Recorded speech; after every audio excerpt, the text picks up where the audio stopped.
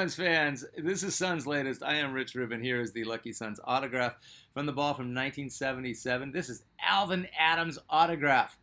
Alvin Adams, arguably, there's no argument, the best Sun, the best Sun center in Suns history, and it really is his autograph. I remember, could I have your autograph? That's how that works. All right, so much to cover today. So we have some news around the league and some cool stuff. NBA regular season begins Tuesday, October 21st, and the Suns schedule is out. You can go to anything that says Suns on the internet, and it'll tell you the entire Suns schedule. But here's some interesting games. Of course, they kick off the season. The Suns the next night, Wednesday, October 22nd, at home. It feels like we keep kicking off the season on the road. It feels like, I know we did that at Clippers last year, but we kick off the season Wednesday the 22nd in Phoenix against the Kings at home. Suns' first road game is the following Friday in LA against former Sun, hardly a former Sun, Bradley Beal, and the Clippers at the Intuit Dome. I might be going to that game. In fact, I'm going to make a point to go to that game to see how the Suns look early on. Couple of notes about the regular season. Kevin Durant returns to Phoenix with the Houston Rockets on Monday, November 24th at the Phoenix Arena. The defending champ OKC Thunder in Phoenix Sunday, January 4th for the first time this coming season. And the play-in begins on Halloween. Reminder, very important, after you watch Suns latest, go, and I said this on the last Suns latest, but it's really important to see this interview. Watch the @Suns pre-Summer League interview with Suns head coach Jordan Ott on YouTube. This guy is really intense. He's got this Southern drawl. He seems like the kind of guy that if something's going on during a game and he doesn't like it, that it's going to take 3 or 4 players to hold him back. And I don't care how big or small he is. This guy is quite focused on being a successful NBA coach. There's sparks coming out of his head. He is way ready for this season. So a couple of big things in the news. You know, it's the offseason, so not a ton is happening, but it feels like, it feels like most of the assistant coaching staff has been revamped / overhauled. And we just recently, this is the most recent addition to the Suns, we have a coach / advisor to the assistants, a guy named Steve Clifford. Now, there's career assistants, there's career advisors, and they are in the NBA for years. And they're in the NBA for years because they're good at what they do. So Steve Clifford's getting hired recently, like less than 5 days ago by the Suns as a coaching advisor. This is all fact now. He's there. 23 seasons of NBA coaching experience, including head coaching stints with the Hornets and the Magic. Okay, I had no idea this guy was a head coach as well. An assistant for the Knicks, Rockets, Magic, and Lakers. He has worked with everybody. Steve Clifford is 63. He spent 10 seasons as a head coach with 2 stints with Hornets, 2013 to 2018, and 2022 to 2024. And one with the Magic from 2018 to 2021, going 340 and 461 across that time between head coach and assistant. I'm sorry, those are all head coaching gigs. So not the greatest head coach, but that record, it doesn't mean you don't know what you're doing. Some skills translate better into helping other coaches or sitting back and watching what somebody else does instead of relating to players. It really depends on where your fit is. Before that, Clifford, I already said all that. All right, so, hey, we got another guy in the coaching staff. There's a few more guys we're going to get to, but, yeah, that's the latest news as far as who is a new guy on the Suns staff. Got a ton of comments. They're going to start off with positions. We always are going to talk about Booker and the point guard, Booker and Jalen Green, Booker as a point guard, all this stuff. So from at Hammered in 1962, I hope Jalen Green surprises me. He seems like a 2 without positional adaptability.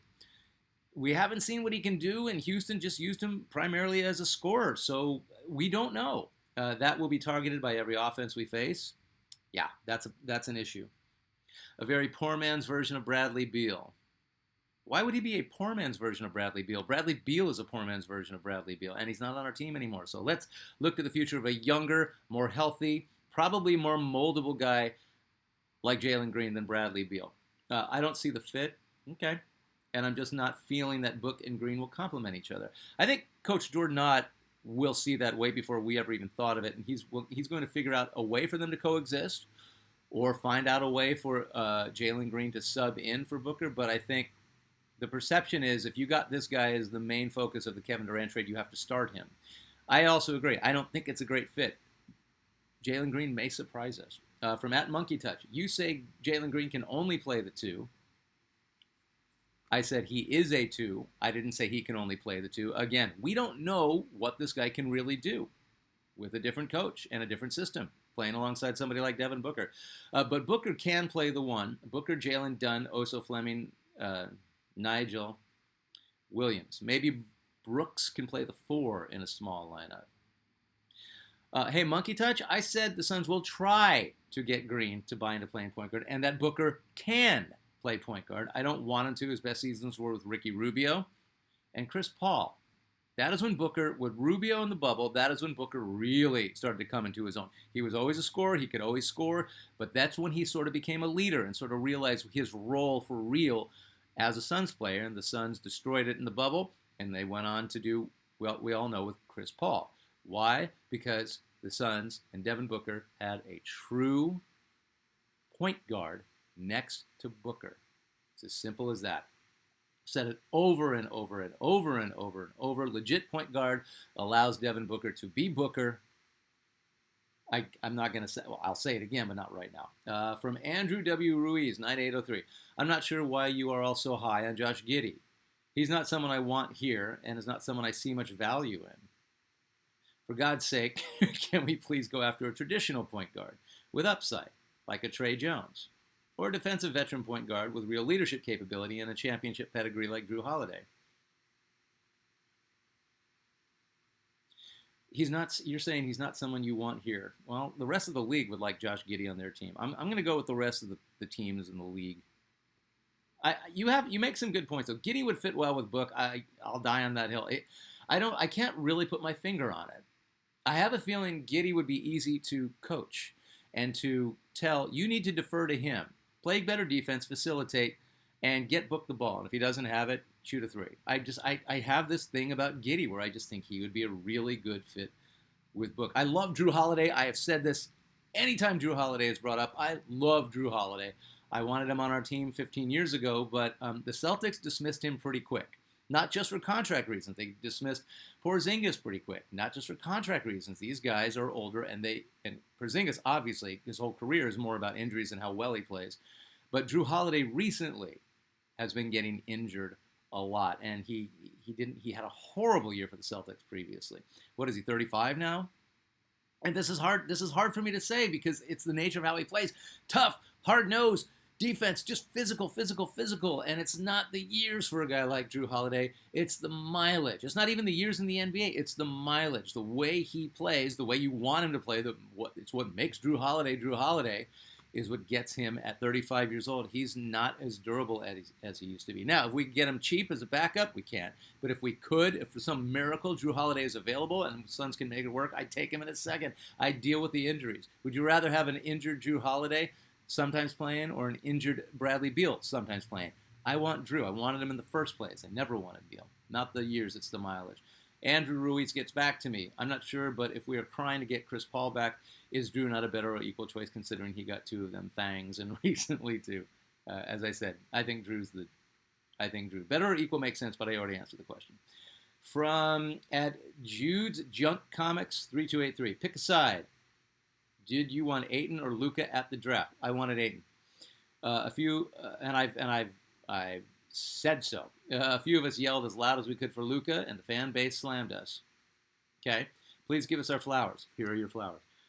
You feel better? It doesn't matter. We missed out on Luka. It shows you most of the social media fans are not that bright. You're on social media right now. Don't do that, dude. Don't talk like that about your fellow Suns fans. You've never been right about 100%. I'm never right about 100%. Your fellow Suns fans on social media. Not everybody's right. We get things wrong. Everybody gets things wrong. But don't say stuff like that. That's rude. All right, moving on. It was clear Ayton was a joke. And Ayton wasn't a joke. He just wasn't. He didn't deserve to be the number 1 overall pick. He should have been like number 10 or 12. That's the nicest thing I'll say about DeAndre Ayton. And Luka was a proven generational talent. And the fan base supported Ayton for years. We blew our only number 1 pick ever, and I am still upset. You should still be upset. I'm still upset. But at the time, Ayton looked like the real deal. I have said many times that I was 100% wrong, and the Suns would be in a much better position had they drafted Luka or Trae Young. At least we didn't take Bagley. All right, comments about our next feature will be called the 15. We've talked about the 15. Remember, I did the top 5 plus a 6-man by position, except for the 6-man. It was all my choice, and it was by position. We are blowing that off. We're moving on to the top 15 Suns players of all time. The criteria is you are allowed 15 players on an NBA team, and 3 can be inactive. 2 can be inactive because of injuries, and 1 can be in the G League, and you can cut back and forth. So that's what we're doing. Comments about the 15 from Loyal Suns latest list watcher Alan Snow. Point guard, KJ, Nash, Kidd, and Paul. 1, 2, 3, 4. Shooting guard, Booker, Walter Davis, Westfall. 7. Small forward, Marion, Connie Hawkins, Sean Marion, Connie Hawkins, Dan Marley. 11. Power forward, Barkley, Chambers, Stat. 15. Center, Alvin Adams. 6. Okay, whatever. I'm not a mathlete. Don't get your pennies in a bunch of that. It's a great list. I mean, that's probably going to be it, but it's going to be diplomatic. We're going to hear what everybody has to say. Walter Davis, and I am not backing off of this because I was there from day one. I saw Walter Davis play as a rookie in '77 when he won Rookie of the Year as a small forward. He was a small forward. He played shooting guard for a couple of years with the Suns, and then he was sent to Denver. Walter Davis is a small forward, was a small forward, 6-time All-Star as a small forward. He was on the All-Star. I remember this so well. He was on the All-Star ballot as a shooting guard and got voted. I'm sorry. He was on the All-Star ballot as a small forward, even though he had been playing shooting guard for 2 years. And he got voted into the All-Star game, and the coaches made sure that he was a small forward while playing in that All-Star game. Walter Davis is a small forward, and no matter what position, he's top 15. At Andrew Ruiz, 9803. You're back, buddy. Good to see you. Steve Nash, obviously. At Gambler Smoker, Nash, Booker, Marion, Barkley, Amare. If you're going by position, I can get behind most of that. I'm swapping out Booker with Paul Westfall, and come at me all you want. I love Booker. Westfall, in my humble opinion. If I had Booker and Westfall, I'd take Westfall, and I wouldn't think about it twice. And if you were there and you saw Westfall's impact, you wouldn't be so adamant about going, how could you not take Devin Booker? It's like, you didn't see Westfall play. I did. Amari over Adams for center. If you're going by position, I'm taking Adams over Amari as center. And Barkley, see, this is the bitch of it all, being Amari Stoudemire. Barkley is clearly the greatest power forward the Suns had over Stoudemire, and Stoudemire wasn't a true center, even though 1 year Amari Stoudemire was first-team All-NBA, and he played center that whole year. He was out of position, but he was arguably the best center in the league for 1 year. So that's a great argument. At HS414, you are new to comments. Thank you for joining in, and thank you for subscribing and commenting. This is what makes Suns Latest awesome. Thank you. It's not easy to not pick KJ at my point guard in my Suns all-time starting 5. I'm right there with you, but I will because of his durability issues. KJ's hamstrings were tissue paper. It seemed to me that KJ missed a reliable 20 games a year. Yeah. You know, KJ, you could put him down for the Drew Holiday problem. It wasn't the years, it was the mileage. KJ was a dog for 6'2".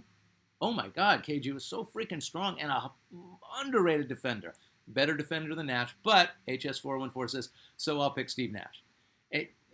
How can you argue either one of these guys? At Mark Franklin, I'm not going to give your numbers and your thing, whatever. Oh, wow. Looks like he's got a top 7. Connie Hawkins, Walter Davis, Steve Nash, Charles Barkley, Paul Westfall, KJ, Sean Marion.